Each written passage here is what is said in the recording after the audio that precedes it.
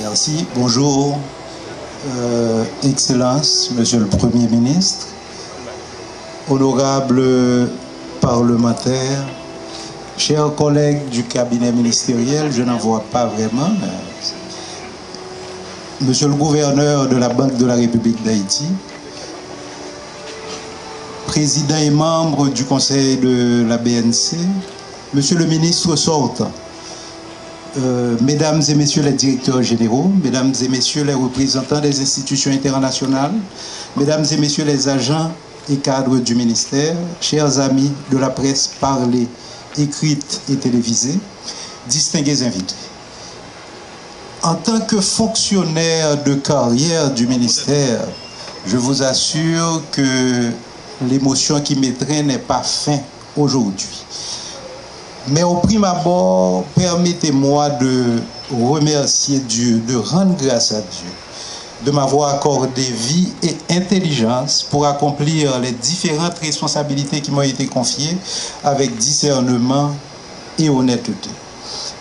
En ce moment empreint de gravité, je voudrais particulièrement saluer ma famille, parce que durant ces longues années de carrière de fonctionnaire, parfois, ils ont été négligés.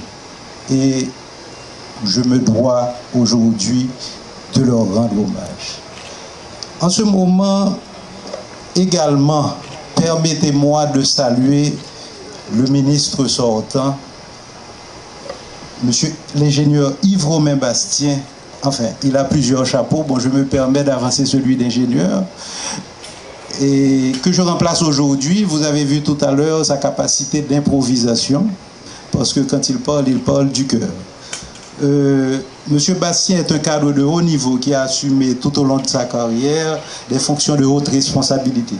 Il a mené avec intelligence les destinées de ce ministère à un moment particulièrement difficile de la vie de notre pays. Excellence, Monsieur le Premier ministre, je voudrais vous exprimer ma gratitude d'avoir été choisi pour être votre ministre de l'économie et des finances. Je vous saurais également gré de bien vouloir transmettre au président de la République, son Excellence Jovenel Moïse, mes plus vifs remerciements pour avoir bien voulu entériner ce choix et m'inclure en tant qu'acteur dans la réalisation de la vision qu'il a portée au timon des affaires de l'État. Cette vision qui a été déclinée dans l'énoncé de votre politique générale présentée au Parlement et rappelée dans votre discours d'investiture d'hier devra servir de cadre et de ligne directrice à toute notre action devant être entreprise en vue de l'amélioration des conditions de vie de la population. Mais avant tout, revenons à la réalité afin de comprendre les défis qui nous attendent. Certaines données chiffrées ont déjà été avancées, je ne vais pas m'appesantir dessus. On sait très bien que les paramètres économiques ne sont pas réjouissants et l'effort à faire est vraiment un effort consistant. Et il faudra nous armer de courage, de patience, mais surtout de volonté pour assumer cette dure responsabilité. Donc les données, comme je le disais, ne sont pas très reluisantes. Un taux de croissance annuel de 1,4% pour 2016 et des prévisions négatives pour 2017. Un produit intérieur brut de 8,77 milliards de dollars US. Et avec un PIB par habitant de 728 dollars américains, cette situation dénote un manque flagrant d'investissement dû notamment à un déficit de confiance dans le pays, un climat sécuritaire instable par moments et des soubresauts sociaux intermittents. Les données commerciales ne sont pas des plus réjouissantes, avec des importations avoisinant les 328 millions de dollars américains, tandis que les exportations ne sont que de 91 milliards. Donc on comprend très bien que notre balance commerciale soit déficitaire, avec un niveau de 236 millions de dollars américains.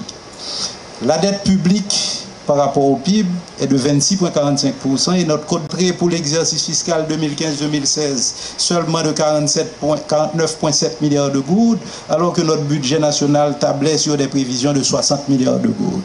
Et à ceci, on devra quand même ajouter la décote alarmante de notre monnaie nationale qui est la résultante de cette situation macroéconomique qu'on a soulignée tout à l'heure. Donc, face à cette situation, les solutions se retrouvent à plusieurs niveaux et doivent constituer un chantier façonné par plusieurs mains et mis en œuvre sur plusieurs années. Les solutions miracles n'existent pas à cet état. Il faut de l'intelligence pour innover, du courage pour prendre des décisions difficiles, du sérieux pour rationaliser, du leadership pour montrer la voie et susciter l'adhésion, et de la bonne foi collective pour assumer chacun notre part de responsabilité. La vision de son Excellence le Président de la République appelle à l'entrepreneuriat dans tous les domaines, particulièrement en agriculture, car les ressources de l'État sont anémiques à ce niveau et ne peuvent en aucun cas constituer le socle principal de l'emploi en Haïti. Les indications fournies par le Premier ministre dans l'énoncé de sa politique générale, s'articulant particulièrement autour de l'agriculture, de l'agro-industrie, du tourisme, des industries de l'exportation, de la construction et des métiers connexes, il va falloir prendre les réalités de chacun de ces domaines de manière séparée afin que l'État, à travers ces différentes institutions, accompagne les investisseurs, établisse les partenariats publics-privés et surtout pour les grands travaux d'infrastructure que ce gouvernement aura à engager et assurer un suivi au quotidien dans le but de défendre les intérêts publics, mais de permettre également aux hommes et aux femmes d'affaires d'ici et d'ailleurs de créer de la richesse au profit de la collectivité. Néanmoins, toutes ces politiques et les mesures qui les accompagneront ne pourront être pleinement concrétisées que par une réforme intelligente des finances publiques et de la gouvernance économique. Les éléments relatifs à cette réforme ont été initiés depuis 3 ans à travers la mise en place d'une commission de réforme des finances publiques et de la gouvernance économique, mais qui mérite un supplément de souffle, une implication plus forte de la hiérarchie ainsi que des ajustements dans le pilotage des différents champs. Donc, les différents chantiers, dis-je, ne pourront être menés à bien et donner leur pleine mesure que s'il y a implication totale de l'ensemble des forces de ce ministère, quel que soit leur niveau, rang et qualité.